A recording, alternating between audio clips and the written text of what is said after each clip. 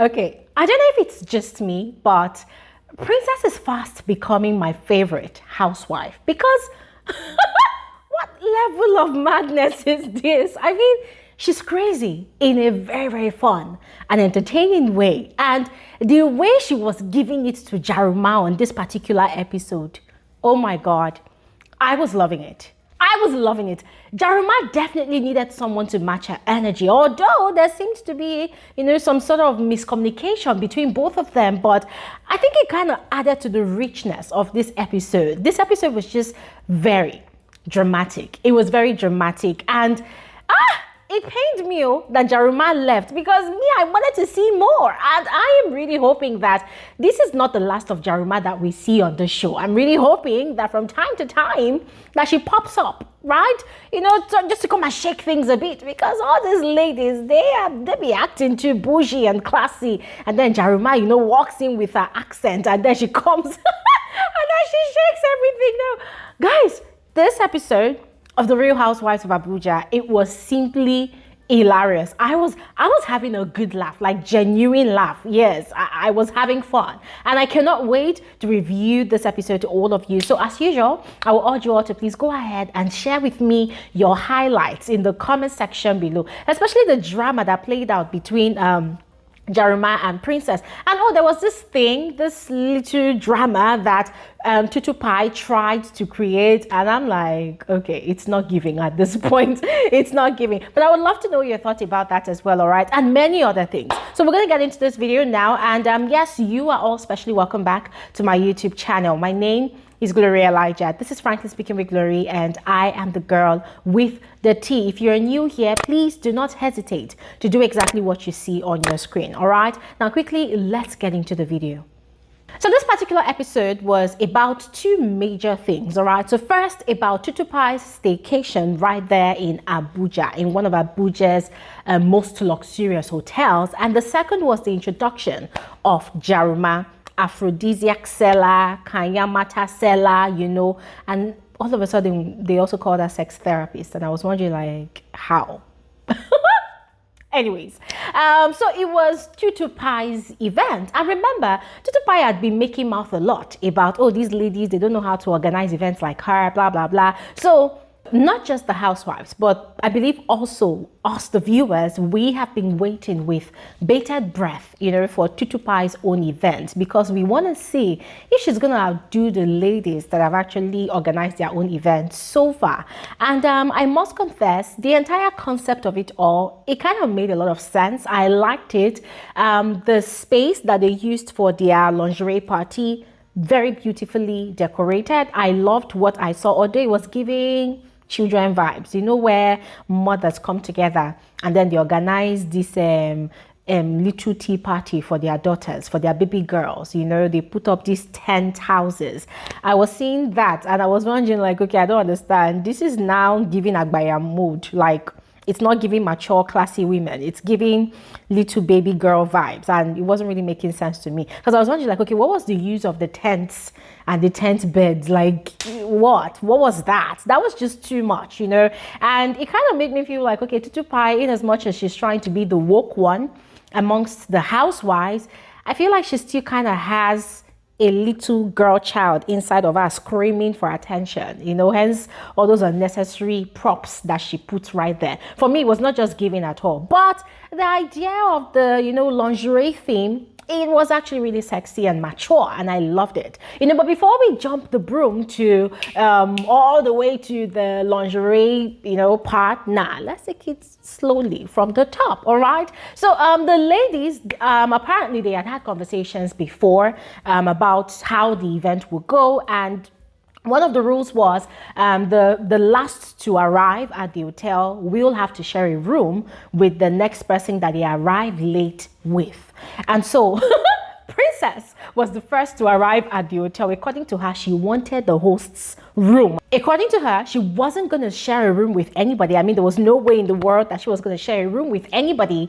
And she specifically wants to claim the room of the host, that is Tutupie's room, which of course will be the most beautiful, probably the most spacious and the most properly decorated. And she won the room, right? So she got the room, and then Tutupie turned out to be sad about it. Like she was upset about it because for her, she's the host. So why is her room not up to par? She was upset. Now, this upset came after she was going around to do some sort of routine check on the ladies to see if they have settled into their space comfortably. And she had walked into Comfort's room and had loved it. Comfort, of course, loves this African safari vibe, and they had made sure to give her the room that actually suits her taste. And Comfort was really, loving it. She was already feeling at home, getting to check her essential oils. That's a side business that she does, aside being a lawyer. And Tutupie had walked into her room and had loved it instantly. So they had kind of started chatting, creating a bond. They had realized that they had a lot of things in common. And it was the moment she left Comfort's room that she started throwing tantrums, about her own room all of a sudden. The only thing about this room that I like is the vlog mirror. That, she doesn't like it. The room is double. At some point, I heard her complain about the mirror, and I'm like, so it's just the mirror that's making you go crazy like this. Like, it doesn't really make sense. So in my head, I was thinking that maybe she wants Comfort's room, and she just doesn't know how to say it. And then finally, she got what she wanted. Comfort, who was already feeling comfortable around her, invited her to share her room with her. And in Tutupie's confessional, she was really excited because according to her, well, they've created a bond, so she will be comfortable being in Comfort's room. I say, yeah. Okay. Talking about being a spoilt brat, it just reeked, that tantrum, it just reeked of, I'm spoilt, I need attention. And Arafa was very, very precise during her confessional that was what it was, that Tutupie was just seeking attention. Yes, that was what the tantrum was all about. Comfort too said the same thing, and I totally agree with what Comfort said, because Comfort is very, very loud vocally. When she speaks, the pitch of her voice is kind of very, very strong and loud, so everybody has now labeled her as the loud and noisy one amongst the housewives. Everybody's saying, Princess is too loud, Princess is too dramatic, she's too extra. Girl, have you met Tutu? So I loved what she said during her confessional that they say she's the one that is loud, Abby. She's the one that is looking for attention. Have you met Tutupie? I said, my sister. Me too, I'm just meeting Tutupie on the Real Housewives of Abuja, because this tantrum was just completely unnecessary. But according to Tutupie, she wanted what she wanted and she got it. I always get what I want, so the tantrum is worth it. Because I got it. So the tantrum was worth it for her at the end of the day. Now, speaking of the latecomers, of course, as usual, OJ, Posharella, and Samantha, they were the last to arrive. Samantha was not even ready. So OJ had to go to Samantha's house to pick her from her house. Now, that scene was kind of awkward. OJ walked into Samantha's house. Samantha's daughters were in the living room. And the girls were sort of trying to get OJ's attention, like, hey, auntie, or something like that, to play with her. And OJ did not even look at them. OJ just went straight. I can't really remember that she even looked at them, but that scene was kind of awkward for me. It was awkward because OJ has charity organizations, I think two, for the genders. She has one for females, one for boys. And she has talked a lot about, in episode 1, of course, she has talked a lot about being passionate about kids. She dreams of having over 100 kids, of her own, that she can, not like of her own, but that she can take care of by herself. And they call her Mama. So when she walked into Samantha's home that was filled with children, I was expecting her to, hey girl, play. But she just went straight with Samantha, blah, blah, blah, blah. And then Samantha packed her bag, her box, and when Samantha was done, Samantha blew kisses to her daughters and they left. And the girls were there mopping at their mother, leaving them. And I was wondering, like, okay, why was that episode looking so shabby? I was sort of dumbfounded because I'm like, okay, that scene was all shades of wrong. There was everything awkward about that scene. And I wonder how the producers missed it. Those girls, Samantha's daughters, they kind of looked lost. They had this look of disappointment on their face. But anyway, no big deal. Let's just move on. So they arrived at the hotel late, and just as the deal that they agreed on, both of them had to share a room. Now, the gist amongst the ladies was that Samantha was very upset. Of course, being a billionaire or millionaire's wife, she was very upset, and she was actually not directly invited from what the ladies were saying during their confessionals. It was OJ that decided to bring Samantha as a +1. And it made me wonder that, okay, what has Samantha done to these women that every single time that they have an event, they literally want to bring her as, OJ has to bring her as a +1 before she can attend the event. I mean, same thing happened with Arafa's drag party, and I'm wondering, okay, what exactly is going on here? Why do these people feel like Samantha's energy does not really match theirs? It doesn't really make sense. So although Samantha, according to the ladies, was threatening that she was going to leave, but she did not leave. Instead, she ended up staying and enjoying all the drama. And so fast forward to the lingerie party, which I have already told you guys my sentiment about it. I loved the decor, but you see those little princessy tents, it was just a no-no. It was not giving. It was giving children vibes. I beg. It was rubbish. They shouldn't have added that at all. Anyways, aside that, the ladies were looking banging. They were looking beautiful, sexy, hot.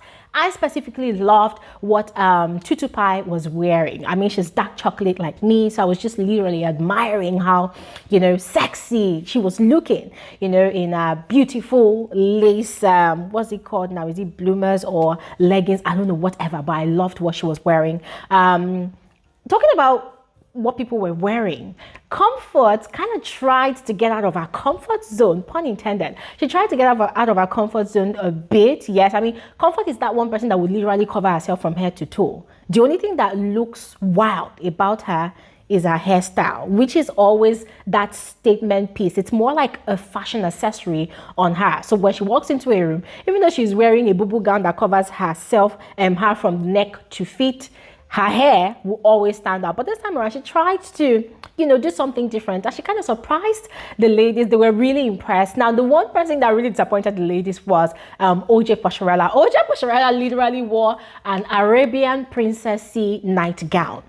She literally covered herself. And I wasn't surprised as well, because if you've been watching her from episode 1, you would have seen that she's not the revealing type. The revealing ones are Tutupie, and especially Arafa. Those two people, they reveal a lot. In fact, Arafa especially can literally put her boobies on the platter and carry it on her head and walk on the street of Abuja. She's that comfortable with her sexuality and her body. And I mean, I don't see anything wrong in that if she wants to go crazy, but OJ was the one that really kind of disappointed everybody. And they, of course, entered her for it, because they were like, but you were part of the people that was in agreement with the theme of being sinful, looking overly sexy and raunchy. And she's like, I cannot open my body, blah, blah, blah. Anyways, they were gisting and having fun. And that was when Tutupie said she had invited a sex therapist to come and give them a bit of sex education, especially for the women that were married. In case they have problems with their sex life in their marriage, right? So it was some kind of favor to them, and also a fun time out for the women. So here I was as a viewer waiting to see this professional sex therapist, only for us to be shown clips and clips and clips of Jaruma and Jaruma's controversy on social media, all of her drama on the internet. I really love that scene, the way they patched up all the drama that comes with the name Jaruma. They just patched it up. And before we knew it, Jaruma was striding gracefully into the hotel and then into the lingerie party. Of course, there's nobody that has not really heard of Jaruma, especially if you're in the Abuja socialite scene, or if you are social media savvy, you would have heard of Jaruma. There was a time that Jaruma was really reigning. She was like the Instagram queen of Nigeria. So most of the women, of course, they knew Jaruma. In fact, all the women, they knew Jaruma. And they knew that anywhere Jaruma goes, controversy follows, drama follows. So already they had prepared their mind for whatever was going to happen at that point in time. So it was time for Jaruma to introduce herself, and I'm going to be frank with you all. That introduction, I felt like it was just specially put together to create drama, to rile up the ladies a bit, because I did not understand where all the self-acclamations was coming from. And Princess, of course, who does not know how to keep her mouth shut, made it known to Jaruma that, but she's controversial, because if she's not controversial, drama would not be, getting attracted to her. And Jaruma decided to, direct an attack on the internet netizens directly at Princess. Now, initially, Princess did not understand where the attack was coming from because she was like, Jaruma was like, you people think I'm controversial, but you people are the ones that take whatever I want to take. You are, guys, oh my God. In 2018, I got married, and you went to go and say that I staged and faked my marriage. That I'm controversial? The argument was heated. Princess was not having it because obviously there was miscommunication. Jaruma intended to say, no, people said this, people are doing this, but instead she was directing it at Princess. Now, Princess was taking it back and giving it back to Jaruma. Both of them were just going at each other. And of course, the ladies who were watching, they were giving their commentaries during their confessionals. Samantha, who was between them, that was just literally shifted back. Like, so both of them, they would be going at each other. Now, Princess still was of the opinion, or rather the thought, that okay, maybe Jaruma was just generalizing things and she took it personal. But before we knew it, after tempers had calmed down, Jaruma still sort of gave a direct attack to the women, talking about, she doesn't go to parties for over 15 years. She does not go out to parties. She does not attend weddings, events, because she's hiding herself, because people respect what they do not see. So she doesn't want to put herself out there too much. So the fact that she's hanging out with the women right now, there should be respect, okay? Like, she just dropped that there like their boss. Now, she did not stop there. She even went for that to school Princess directly. That you should not have said this. You should say this. Blah, blah, blah, blah. Oh my God. Princess was mad. She went crazy. During her confessionals, Princess was literally counting how many degrees she has, how many years she has stayed in England, this and that, all her achievements. I said, child. This is the problem with ladies like this. You can never best them. They want to bring out a whole manuscript to read out all of their achievements. And Jaruma literally poked Princess. Princess during her confessionals was going crazy. I don't know if Princess actually, attacked her back right there at the event, but all the action was happening during the confessionals. And it was really annoying because I was just wishing that all the things that Princess was saying in her confessionals, that she was actually saying it outrightly, to Jaruma right there and then. But anyways, the drama kind of subsided for a bit, and then Jaruma invited her assistant to come and talk to the ladies about sex toys, how to use vibrators, how to use dildos. And even me, that's a viewer, guys, it was just, I'm sorry, but it was just off. Like, what the hell is this? Which woman doesn't know about sex toys? I mean, in that circle, why would Jaruma think that those women do not know how to use vibrators or do not know about sex toys? I mean, it was just off. And the ladies too did not find it funny. They were like, what's this? Is this the sex therapy that they are learning right now? Or like, guys, everything was just looking and sounding stupid. I'm sorry. And the worst of it all was that whilst all that drama was playing out, a particular man, and I don't know if there was a female from production, was busy moving around in the background. And I'm like, what's wrong with you people? Like, in fact, this episode was just chaotic. Yes, the housewives, they were being all dramatic. Production, they were doing the most. I mean, that guy was coming out of one of the tents. The way he was sneaking out, I first of all saw somebody's pot belly, then I saw somebody's fat thigh. And I'm like, what the hell is going on? Did you put that camera is rolling? Can't you hide your pot belly somewhere? It was just all over the place. Anyways, to cut a long story short, when the whole funny, sex therapy session was over, Jaruma had gotten upset, gone to a hotel room, packed her box, and had left.